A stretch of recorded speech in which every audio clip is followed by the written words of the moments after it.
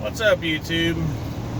Today I'm making this video to try to help explain oxygen sensors, what their readings are, and how to interpret them. Because it's kind of confusing, and I think I pretty much got an understanding of it.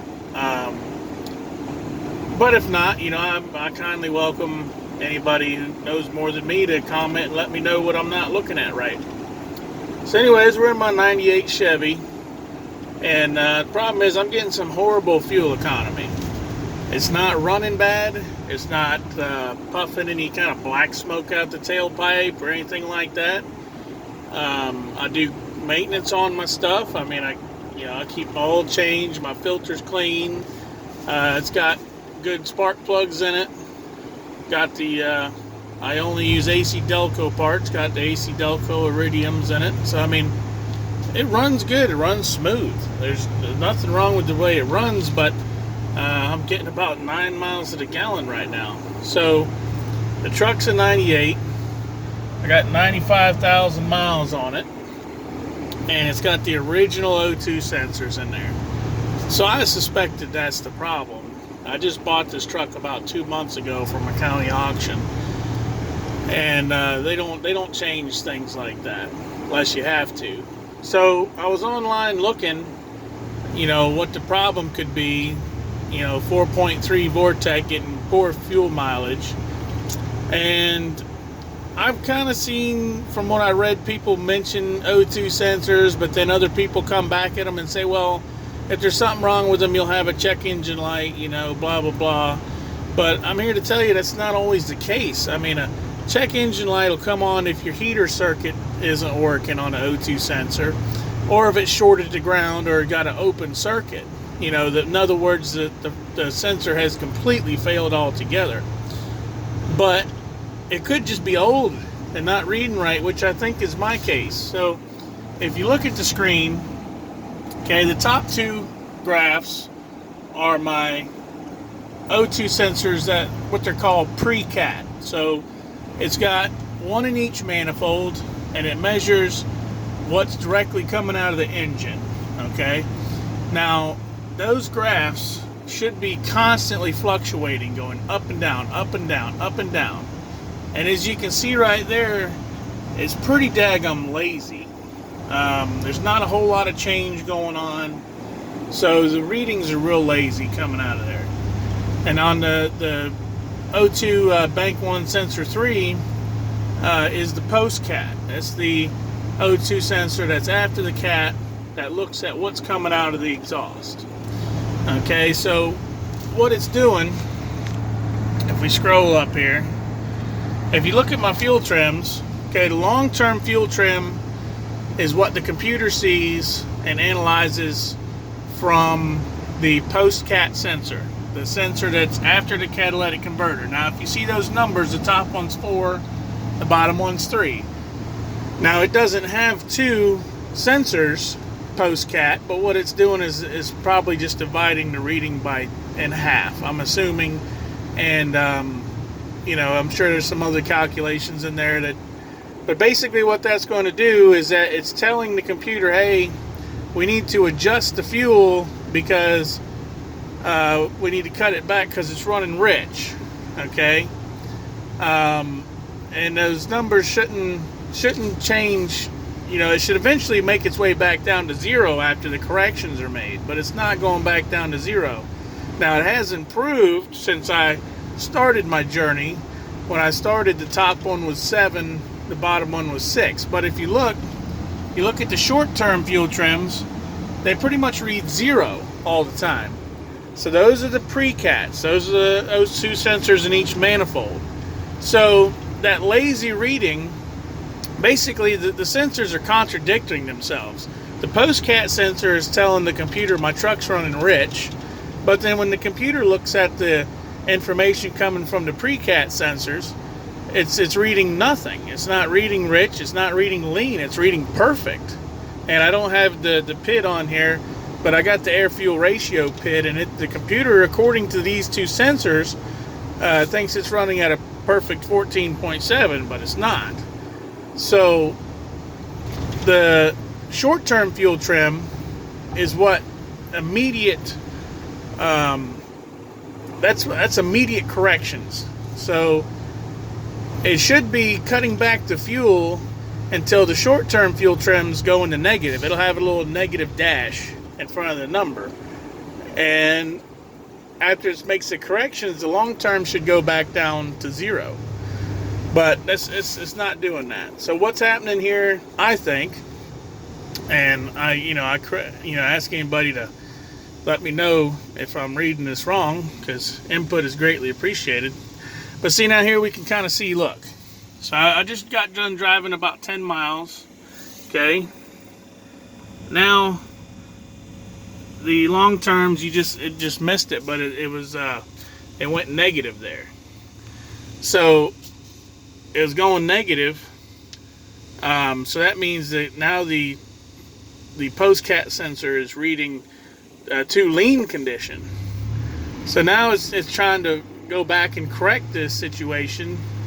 You know, the computer's been taking out fuel because it's reading that it's running rich constantly. It never changes. It says it's running rich. So obviously I'm going to put a set of O2 sensors in here, all 3 of them. But I just wanted to show you guys that you don't have to have a check engine light on to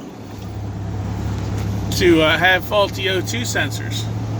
I mean, you can see that very clearly. That is a very lazy reading on the pre-cat sensors. That should be constantly going up and down like this a lot, and it's not. So I just wanted to share that with you guys. If you got a vehicle that's got poor fuel economy, you know, not everybody's going to have a sensor like a scan tool like mine, and even mine's not that great. It's just an entry-level scan tool, but it does have some nice little features like graphing and stuff.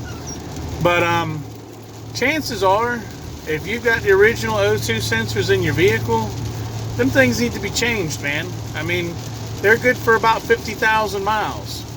I would say a decent general rule is you should probably change your O2 sensors every time you change your spark plugs.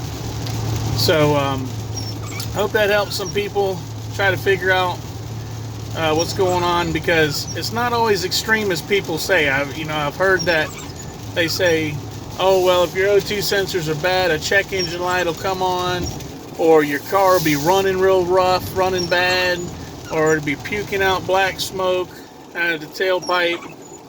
And I don't have any of those situations. I just have very poor fuel economy. And I know everything else is good. It's got a brand new fuel pump. It's got a brand new fuel filter, brand new air filters, new spark plugs, wires, distributor cap rotor button. I checked the gasket under the intake plenum. Some people said that gasket gets loose. I've cleaned my mass airflow sensor. That's working good. So this is all that it can be left.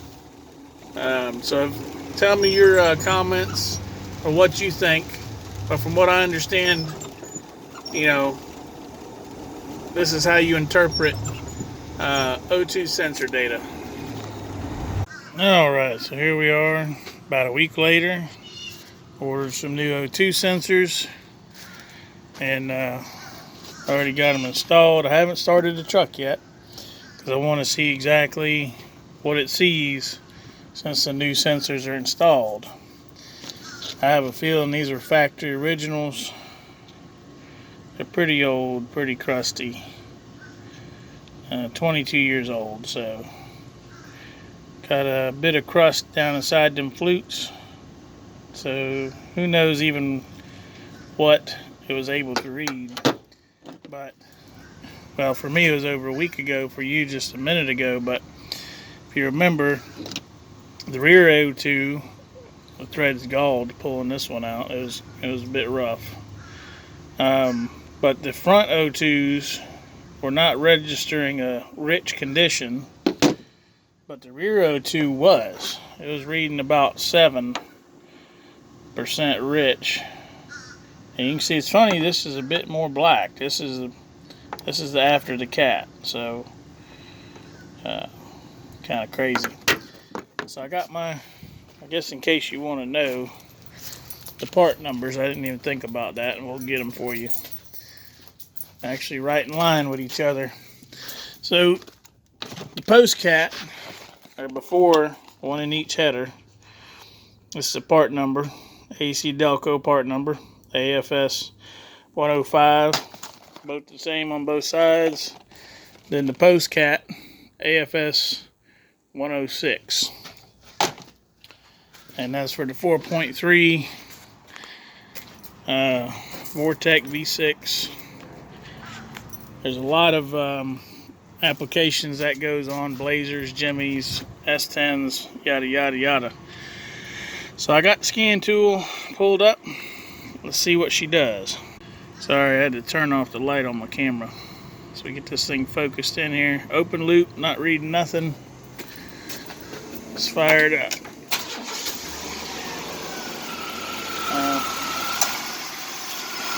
See the injector pulse width, that's how long it's open. It's allowing the injector to be open, spraying fuel.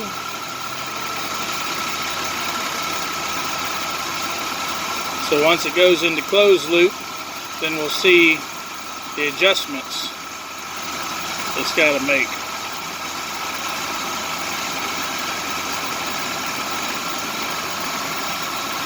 Not really sure how long it's going to take to get into closed loop.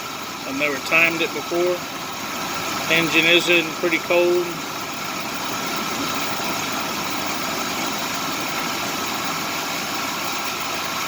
Must be warming up there because it's starting to read stuff.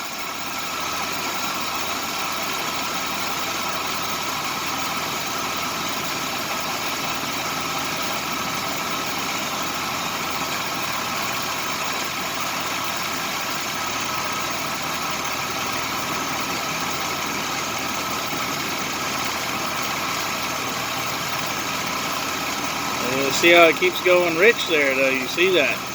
And it's not even in closed loop yet. It's already showing pretty kind of rich there. Which we already know that because I'm getting like 9 miles to the gallon.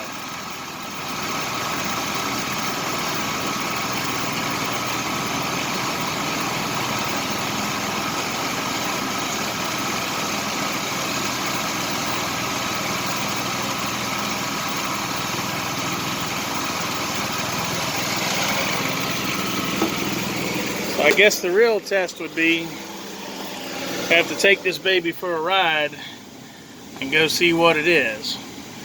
So I'm going to shut it down one more time and we're going to go for a ride and see what it does. Alright, we can see a little bit here, just me putzing around. We have a lot more activity than I did before. Before it would kind of, sometimes it would read a little negative, but it definitely wouldn't read any positive, rich results. Now we're seeing some rich results here. So I'm just getting out in the parking lot here. As you can see, just a little acceleration there. Jumped all the way up to 3, 4. So what that means is now the computer is going to go ahead, it's going to relearn, because it's constantly learning. It never stops learning.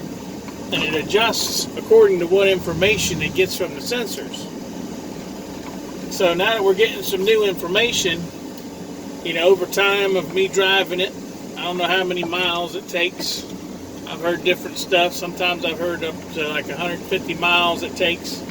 So I'm not really sure. But I do know with different information, we're going to start getting some different results here.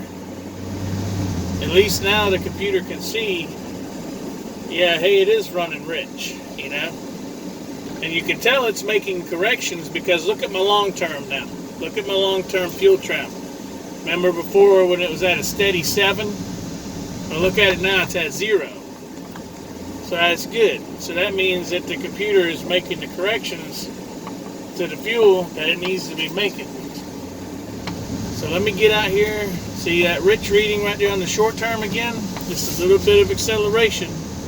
I jumped all the way up to 6 right there. So we're fixing to get out on some road where I can get up to about 55, and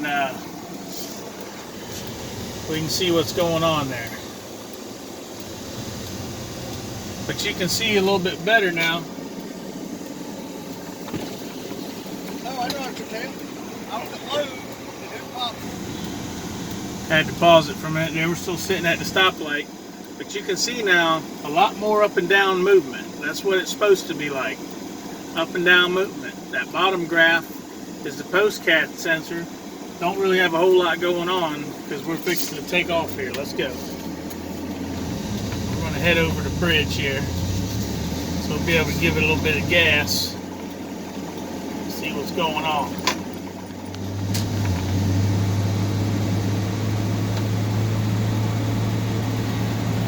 See, so we really don't have any much up and down fluctuations here.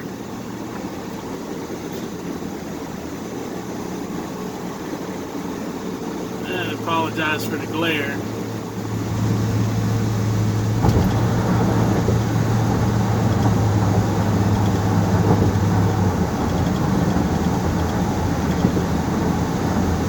But see, now you can see it's got the lower RPMs figured out already on the fuel trims. Look at that, we're down at 1.